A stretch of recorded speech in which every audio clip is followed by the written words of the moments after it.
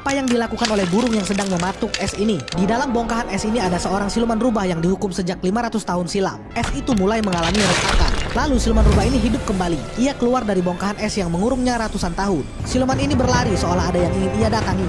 Rambut dan kulitnya berwarna putih. Ternyata dia berlari menghindari badai salju yang mengejarnya dari belakang. Burung ini mencoba memandunya. Ia pun mengikuti arah kemana burung ini terbang. Singkat cerita, siluman ini telah menjadi seorang permaisuri. Ia dikawal oleh ratusan budak yang dirantai. Di dalam kereta kayu ini, ia bermesraan dengan seorang pria. Pria ini berkata, "Apa yang bisa aku berikan padamu?" Siluman ini menjawab bahwa ia menginginkan hatinya. Pria ini pikir itu hanyalah sebuah rayuan. Tapi ternyata benar, siluman ini ingin memakan hati si pria ini. Sebuah tangan menembus tubuh pria ini dan mengambil hatinya dari dalam. Ternyata ada satu siluman lainnya di dalam kereta ini. Tapi hati pria ini bukanlah hati manusia yang ia cari selama ini. Siluman burung ini melanjutkan pencariannya. Keesokan harinya, siluman rubah ini membuat sebuah jebakan untuk mendapatkan hati sang jenderal. Ia berpura-pura dikejar sekawanan penjahat. Jenderal ini terbukti sangat tangguh karena berhasil melawan penjahat gadungan ini sendirian. Siluman burung ini membuka baju si jenderal yang ternyata adalah seorang perempuan. Ia tersengat kalajengking beracun. Lalu jenderal ini pun membawa siluman rubah ke sebuah kota. Ia tak tahu bahwa wanita yang dibawanya adalah seorang siluman rubah. Di kota, seorang penangkap siluman ini mendeteksi keberadaan seorang siluman di sekitarnya. Dan benar saja, siluman rubah baru saja tiba di sini. Di tempat lain, seorang jenderal bernama Huo sedang berlatih memanah dengan mata tertutup. Mereka melemparkan guci yang berisi koin. Suara denting koin inilah yang dideteksi oleh telinga jenderal Huo. Anak panahnya melesat tepat ke arah guci dan mengenai koin yang ada di dalamnya. Anak buahnya bersorak-sorai. Pada malam hari, siluman rubah ini menari di hadapan Tuan Putri dan Jenderal Huo. Ia berputar-putar sembari menyebarkan roh siluman rubah. Semua mata terpana melihat tariannya. Bahkan roh itu masuk ke tubuh Jenderal Huo. Kepalanya terasa pusing. Matanya berubah jadi berwarna hitam.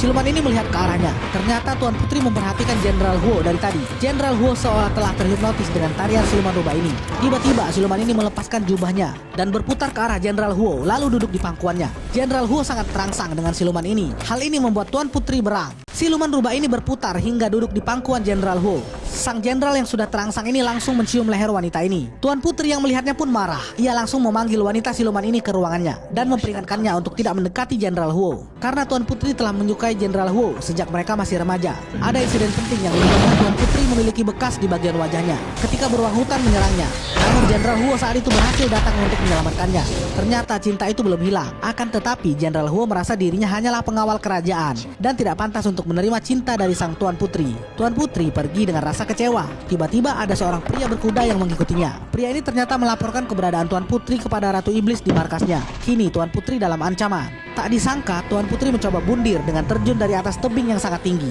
Tubuhnya melayang jatuh ke sebuah danau dan tenggelam. Tiba-tiba muncul seorang wanita berambut putih datang ke arahnya. Itu adalah siluman rubah yang pernah ia selamatkan. Akhirnya Tuan Putri dibawa kembali ke istana. Setelah ia bangun, Tuan Putri hendak membunuh siluman ini. Tapi siluman ini berkata bahwa Tuan Putri tak akan bisa membunuhnya. Wanita ini rela bertukar wajah dengan siluman demi mendapatkan kembali hati seorang jenderal yang ia cintai. Ia melakukan ritual dengan siluman rubah. Syaratnya adalah minum ramuan yang sudah disiapkan ini. Tanpa ragu, Tuan Putri meminum ramuan ini. Siluman ini seperti mempunyai rencana lain. Tuan Putri mulai merasakan sesuatu. Siluman ini lalu membuka belakang kepalanya yang memiliki cahaya. Ia lepas kulit wajahnya itu. Ia memperlihatkan wujud aslinya. Rambut-rambut panjang menjalar mengikat seluruh tubuh Tuan Putri. Ramuan ini akan membuat semua pria terpikat kepada Tuan Putri. Siluman ini membuka topeng bekas luka Tuan Putri. Tangannya masuk ke sela-sela kulit Tuan Putri. Mereka berdua menyelam bersama. Setelah beberapa menit, siluman ini berhasil bertukar wajah dengannya. Kini yang berada di tubuh Tuan Putri adalah siluman rubah yang terkurung selama 500 tahun. Sementara Tuan Putri bertukar posisi dengan masuk ke tubuh siluman rubah. Misinya adalah mendapatkan hati Jenderal Huo dengan wajahnya yang baru.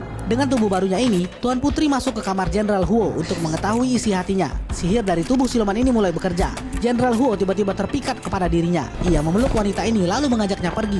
Di bawah rembulan, mereka berdua nyebur ke dalam danau. Di dalam danau mereka memadu kasih. Kerajaan Yin diserang, ribuan anak panah dilepaskan. Seorang prajurit ini berkorban melindungi Jenderal Huo. Petinggi kerajaan serigala meminta kerajaan Yin menyerahkan Tuan Putri mereka.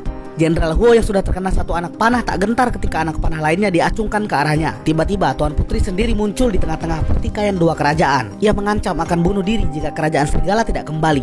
Tak memiliki pilihan lain, kerajaan serigala akhirnya memilih mundur. Di dalam, siluman rubah ini diserang es yang datang kepadanya. Perlahan-lahan dawai dan juga tubuhnya mengeras menjadi es. Dia tidak bisa bergerak sama sekali. Beruntung Tuan Putri datang dan mencoba mengusir sihir es itu dari siluman rubah. Pelan-pelan ia kembali hidup. Siluman ini berkata bahwa Tuan Putri bisa menukar hatinya dengan tubuhnya agar ia bisa bersama Jenderal Huo tanpa gangguan dari kerajaan serigala. Awalnya Tuan Putri ragu, tapi dia mulai terpengaruh dengan tawaran siluman ini. Hingga akhirnya Tuan Putri pun melakukan pertukaran jiwa dengan siluman ini. Mereka melakukan ritual di bak mandi dengan saling berpelukan. Siluman ini mulai mengambil hati Tuan Putri dengan tangannya. Proses perpindahan jiwa pun telah dimulai. Jiwa sang putri kini telah berpindah ke tubuh siluman ini, sementara siluman ini kini menghuni tubuh Tuan Putri. Tuan Putri dan siluman ini melakukan pertukaran jiwa. Jiwa sang putri kini telah berpindah ke tubuh siluman ini, sementara siluman ini kini menghuni tubuh Tuan Putri. Siluman ini melanjutkan peran Tuan Putri sebagai putri kerajaan, sedangkan Tuan Putri menjadi sosok wanita yang merawat Jenderal Huo dari sakitnya akibat pertempuran melawan kerajaan serigala. Tuan Putri kini bebas bersama pria yang dicintainya. Begitupun Jenderal Huo juga memiliki perasaan yang sama kepadanya. Tak ada lagi yang menghalangi cinta mereka. Gairah cinta dua insan ini tak terbendung lagi. Tapi kini Tuan Putri bukanlah manusia lagi. Ia telah menjelma menjadi siluman yang haus untuk memangsa hati-hati manusia. Ia harus mengambil hati itu untuk membuatnya tetap hidup. Ia lalu bertemu pria pemburu siluman. Tangannya langsung menyerang bagian dada pria ini. Tapi anehnya, ia gagal untuk mengambil hatinya. Tangannya seolah-olah terbakar. Tuan Putri pun langsung kabur. Tubuhnya berubah menjadi putih karena belum mendapatkan hati yang ia butuhkan. Sementara malam kian larut. Berpindah ke siluman rubah, ia kini menjadi tawanan di kerajaan serigala. Orang-orang di kerajaan serigala menginginkan hati siluman ini. Mereka tidak menyadari bahwa di tubuh Tuan Putri ini bukanlah Tuan Putri yang sesungguhnya. Jenderal Huo berjalan perlahan ke arah wanita yang kulit dan rambutnya berwarna putih. Wanita ini ternyata adalah Tuan Putri yang baru saja akan memakan hati manusia. Beruntung Jenderal Huo sempat mencegahnya. Kalau tidak, Tuan Putri akan selamanya menjadi siluman. Jenderal Huo mengajak Tuan Putri mengambil hatinya yang berada di tubuh siluman yang sedang menjadi tawanan kerajaan serigala.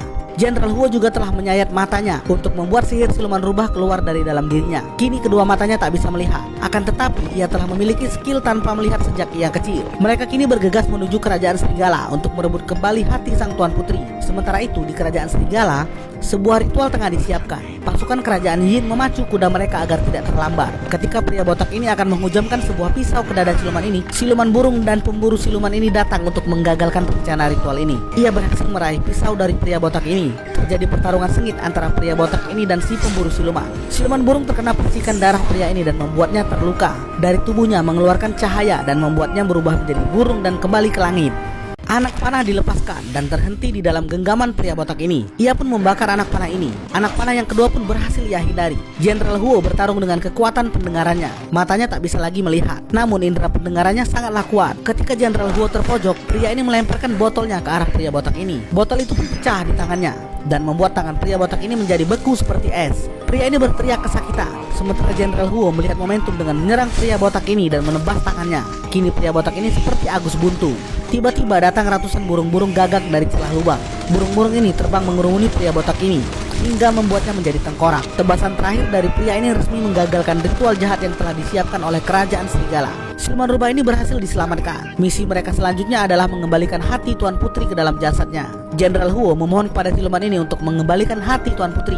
Ia rela menukar hatinya demi nyawa sang Tuan Putri. Siluman ini lalu mendekat ke arah Tuan Putri yang telah menjadi es. Setelah siluman ini mendekapkan tubuhnya ke Tuan Putri, mereka berdua melayang. Proses pertukaran hati pun sedang berlangsung.